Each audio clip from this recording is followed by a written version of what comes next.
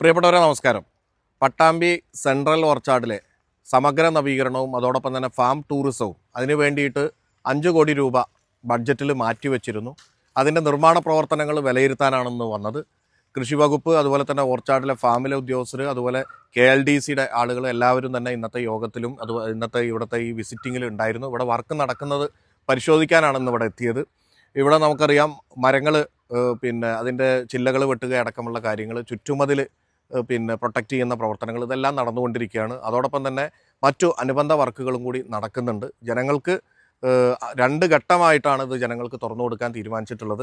Farm tourism എന്നുള്ള നിലക്ക് അതിൻ്റെ ആദ്യ ഘട്ടം പൂർത്തീകരിക്കാൻ ഇനിയും കുറേ വർക്കുകളുണ്ട്. അത് സമയബന്ധിതമായി പൂർത്തീകരിക്കാനുള്ള പ്രവർത്തനങ്ങൾ നടന്നുകൊണ്ടിരിക്കുന്നുണ്ട്. അതോടൊപ്പം തന്നെ 2ാം ഘട്ടം എന്ന് പറയുന്നത് കർഷകർക്ക് ഏറെ പ്രയോജനം ചെയ്യുന്ന രീതിയിലുള്ള വിവിധങ്ങളായിട്ടുള്ള അവരുടെ ഉൽപ്പന്നങ്ങൾ വിൽക്കുക അടക്കമുള്ള കാര്യങ്ങളാണ്. ആദ്യഘട്ടത്തിൽ തന്നെ അവരുടെ സെയിൽസ് കൗണ്ടർ അടക്കമുള്ള കാര്യങ്ങൾ നമ്മൾ സെറ്റ് ചെയ്യും. പക്ഷേ കൂടുതൽ വിപുലമായിട്ടുള്ള സംവിധാനങ്ങൾ കൂടി ഇതിൻ്റെ ഭാഗമായി വരും.